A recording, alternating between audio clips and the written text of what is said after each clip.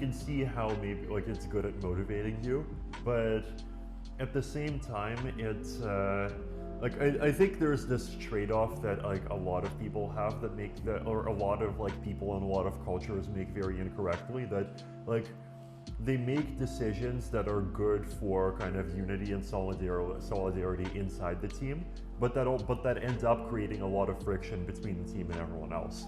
And like they don't, like, because they talk between the team, like they don't really see the consequences with everyone else, but kind of the increasing distance with everyone else that often ends up making things worse, right? Like, we're in an interconnected world, and like if you want to like accomplish things, you are part of the world, and you do needs to just work with all of these other people, and like even for crypto to be a successful movement, right? Like there's all of these other there's this kind of economic situation that it's part of. There's a political situation that it's that it's part of. Like the crypto space needs to have allies. The crypto space needs to do a good job of convincing people who are not yet part of the crypto space why the crypto space can be good for them. We are not in a vacuum. Yeah, exactly. We're not in a vacuum, and trying to kind of argue that without crypto, the rest, like everything happening in the rest of the world is useless. Like that's not a way of I guess appealing to people who are not part of crypto already. Yeah, it sounds like arrogance and stupidity. Yeah. Let's imagine we are in 2009. This is like an exercise, and let's suppose you are Satoshi, but you are 27 years old, Vitalik. You know everything that was learned in this period of time. What would you do to change the course of things? Interesting. So, like basically, what things could Satoshi in 2009 have done differently? With knowing that you know today. Right. Yeah, it's a good question. I guess like one way I could start answering this, right, is it could start talking about like just all of the technical things that we've learned since then, right? Like we know about like how to design scripting languages that are like general purpose in a way that's actually useful. We know how to do proof of stake well, right? And like proof of work makes a lot of sense as this kind of very democratic way to bootstrap a system, but in the long term, like there's this kind of other cheaper solutions that are better for the environment and all of these things. We know about like zero knowledge proofs, like so. And something like Bitcoin could have been more powerful, like much better with if it just had these things from the beginning, right? So like that's one way to answer the question, right? Like just talk about the technology. But then, aside from like, there's also the cultural kind of aspect of things, right? And like they're not separate, right? Like I think often the culture decides the technology decides the culture. Absolutely. And like even Ethereum, I think is I think Ethereum is risking falling into a trap, right? Because like for example, Ethereum, like one of the kind of cultural things that I think Ethereum values is or Ethereum people value is like this idea that we're trying to be egalitarian, we're trying to be like accessible to, and kind of open to all like the common people, and like not just existing rich people, like also poor people, also people in all these different countries, also people who aren't kind of well connected to the financial system, and like we don't want to just be like controlled by like 5 billionaires that run everything. Yeah. But if you look at the technology, right, like right now, like scaling is not solved yet, and fees are very high, and the thing that I'm noticing happening as a result of that is I'm noticing that like sometimes people say things like they see you have NFTs on Ethereum and then you have NFTs on Solana, and people say things like, oh, you know, Solana is like Walmart and Ethereum is like a Louis Vuitton. Like Ethereum is like the serious one where like where NFTs for serious people happen. And like I look at people making those kinds of statements on Twitter, and I think, right, like to me, if you compare Walmart and Louis Vuitton, like Walmart is a much like kind of socially better and more ethical company, right? Because like, you know, maybe like I don't know, maybe you can criticize like how they treat their employees or whatever, but like Walmart, they provide like good products for regular people that most people can afford, right? Yep. And Louis Vuitton is just like this dumb game for a couple of rich people, and then some not rich people end up spending a lot of money to pretend to be rich, right? Like it's just like, so like, I read this and okay, you know, if I was not yet in cryptocurrency and I heard people saying this, and I heard people saying that, you know, Ethereum is great because it's like Louis Vuitton and these other people are Walmart, like I would not go to Ethereum. So that's like, I mean, Ethereum does have answers to that problem, right? Like, you know, we have layer 2 scaling. We have, you can use Optimism, you can use Arbitrum, you can use a loop ring, you can use Polygon. All of these systems are great, right? And, you know, they have much lower fees. And, I think, you know, the Ethereum community has done a really good job of actually sticking to its principles and, you know, making a vision of layer 2 scaling that actually is decentralized, right?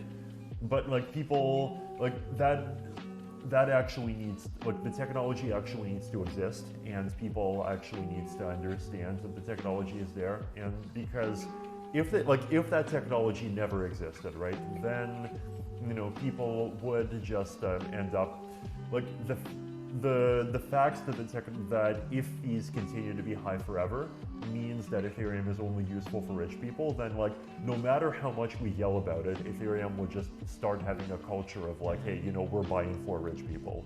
So that's like an example of one cultural thing that I'm worried about for Ethereum, right? Now, kind of going back to Bitcoin, I think is it safe to say that Yeah. Vitalik from today would have built a Bitcoin that would have used proof of stake? I think it would have probably used proof of work for the first 5 years and proof of stake after. I think proof of work was good for the first 5 years because like it actually is a democratic way of distributing the coins, right? Like right now, you know, we have ASICs and it's like very centralized, and like, but back then, like anyone with a CPU could mine for like 2 years, right? Exactly. And then after that, anyone with a GPU could mine for about 2 years.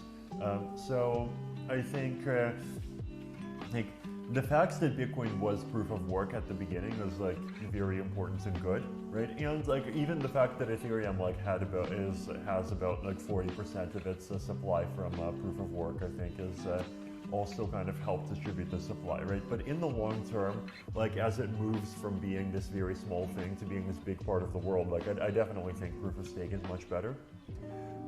So I guess kind of going back to just Bitcoin and like where like so I talked about like I think a cultural mistake that Ethereum risks making. The cultural mistake that I think like Bitcoin has already made, right, is that like first of all, like with proof of work, right, like it just wastes a lot of resources, and like anyone who really cares about the environment, like they're gonna have a hard time reconciling that, you know, they love the environment and they love Bitcoin.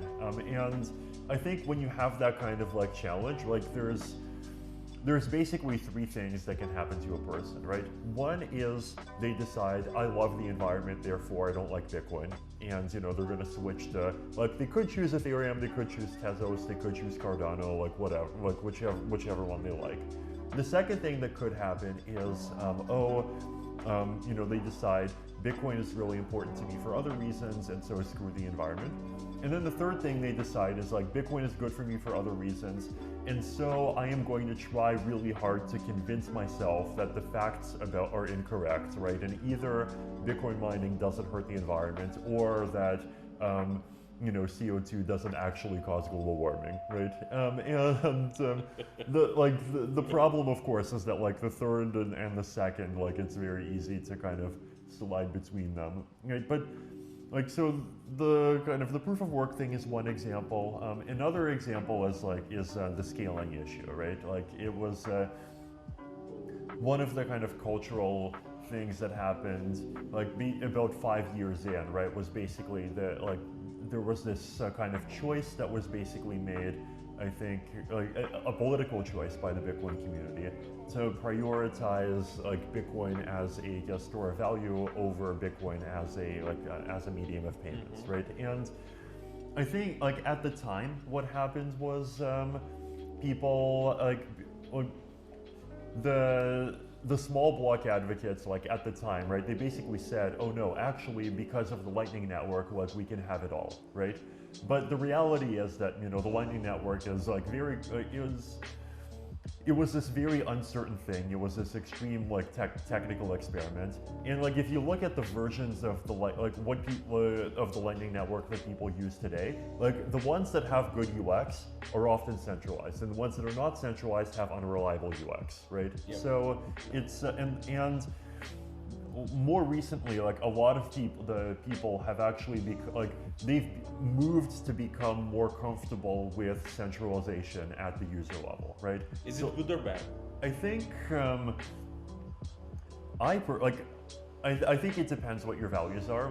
For me, I personally, right? I don't want I'm personally not in this just to replace the US dollar with a fixed supply currency and then everything and not change anything else, right? For me, decentralization is important, and I want to improve not just kind of theoretical far away decentralization of a system, but the level of decentralization that users actually have access to, right? Mm-hmm. So for me, if you have a system where okay, the base layer is decentralized, but if he wants to actually use it, you can either pay $1,000 fees, or you can have your money in a Bitcoin bank, and you have to trust them. Then that's not interesting to me, right? But then the Bitcoin people, a lot of them have this different mindset where they say the big problem is inflation, right? And the big problem is the fact that US dollars have this unlimited supply, and Bitcoin has a fixed supply, and centralization in general is fine, right? Facebook is fine, Twitter is fine, all of these. But you would prefer to see them decentralized. Exactly. I don't have this mindset, so I guess there is definitely this kind of philosophical disagreement over which things you care more about, right? A lot of the people that are attracted to Bitcoin, they care more about they really care deeply about these monetary issues. And I think in the Ethereum community there's a spectrum, right? Some people care about the monetary issues, some people care about just decentralization in general. They're totally fine with stable coins, but they just want basically they hate Facebook and Twitter more than they hate the Federal Reserve, right? And you have some of both. I think difference of opinions in a community are fine, right? But I guess going back to the question, right? It's I think the culture decides the technology, and the technology decides the culture. They, the two kind of interplay with each other, right? And the thing that I guess you'd want to think about if you're Satoshi in 2009 and actually building this system is you can set the technology at the beginning, and you can set the culture at the beginning, right?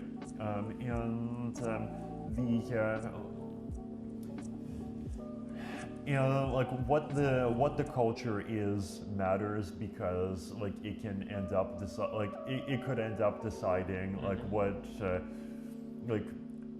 what kinds of people are actually willing to become part of your movement, and I guess I don't know. It's the sort of thing where I would have to think about much more. One path that you can take, right, is that you actually can try to use all of the insights that we have now and try to actually make a system that like is more general purpose, right? And try to even like possibly even like throw in a DAO to fund protocol development.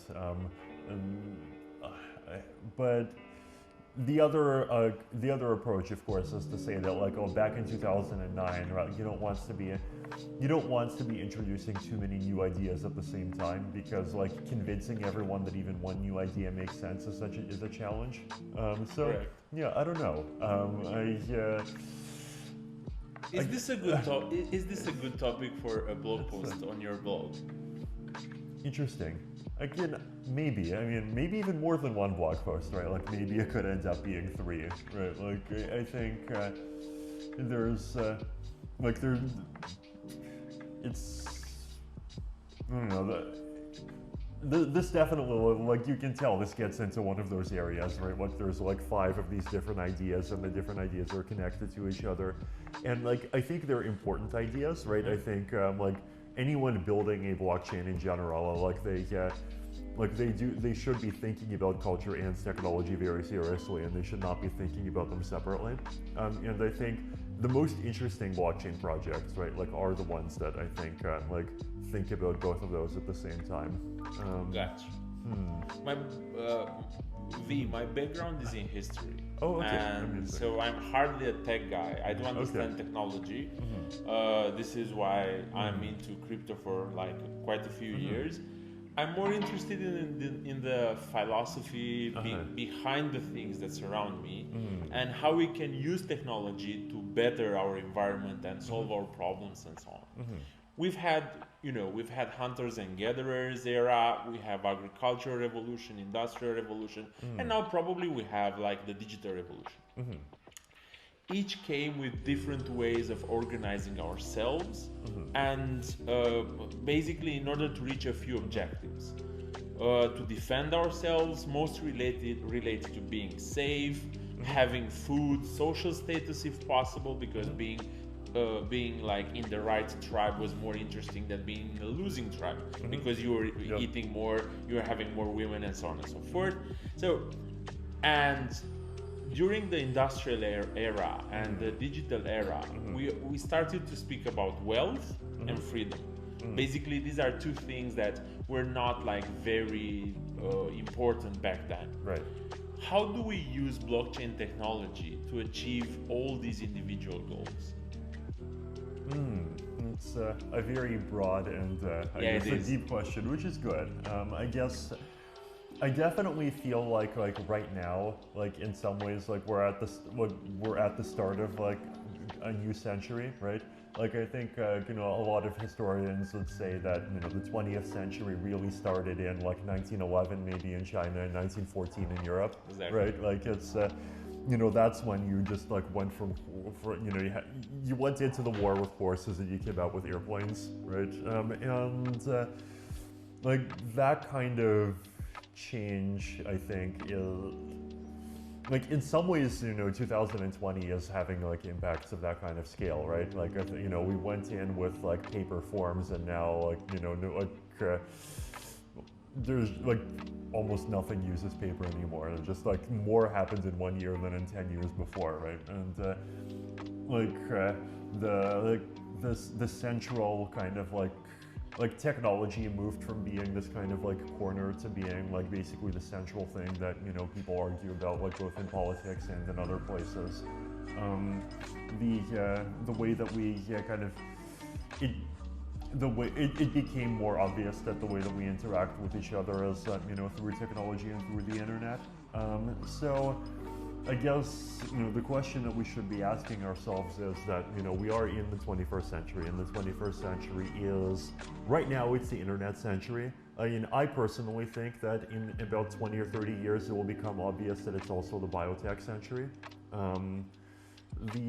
But what can blockchains do in the 21st century? I think I have a couple of answers. From one of my big answers is probably that, like, one of the things that's happening right now, right, is we have networks, and we have like tribes, and we have nationalism, right? Like we have all these different groups, and like these. There's this kind of mood of like more competition, you know, more mistrust, more unfriendliness, it's.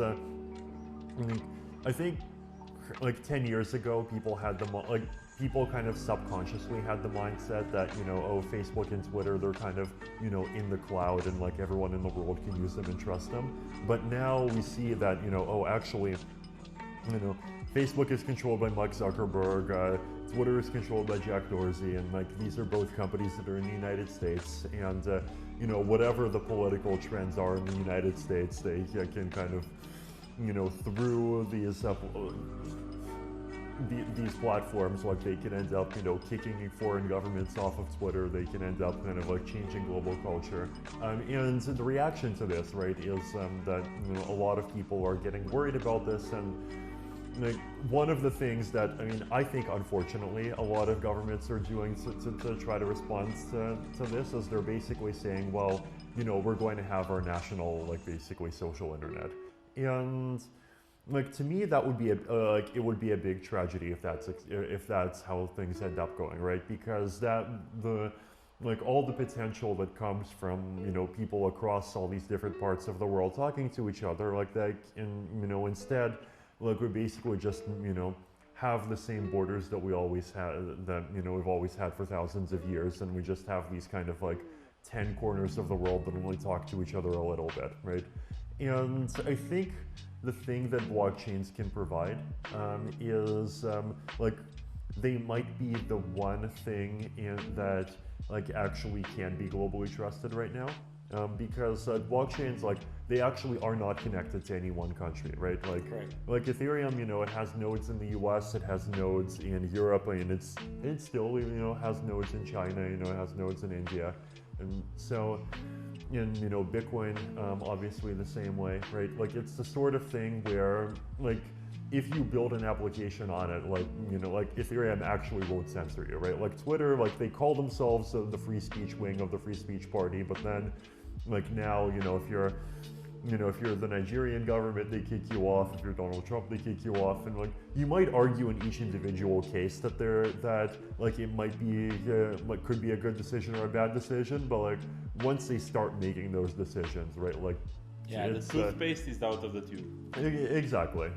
Whereas, you know, with blockchains, like we've even seen, right, like, you know, like Ethereum tried to do a DAO fork once, and like that, like, basically almost like split the entire community in half, right? So it's like, I think someone just like looking at like blockchains and like deciding, you know, can I like, if I'm going to build some kind of like new piece of the world's infrastructure, like, can I rely on a blockchain? Like, they can look at, you know, just how Bitcoin has performed over the last 12 years, like how, you know, Ethereum has performed over the last 12 years, how these other platforms have performed, and they can see that, you know, hey, you know, actually they have been quite reliable. They have like done, like, as platforms, they have done a good job of actually being neutral, right? And so if you want to have like people economically interacting, you know, between all of these different parts of the world, then like blockchains can be a big part of it, right?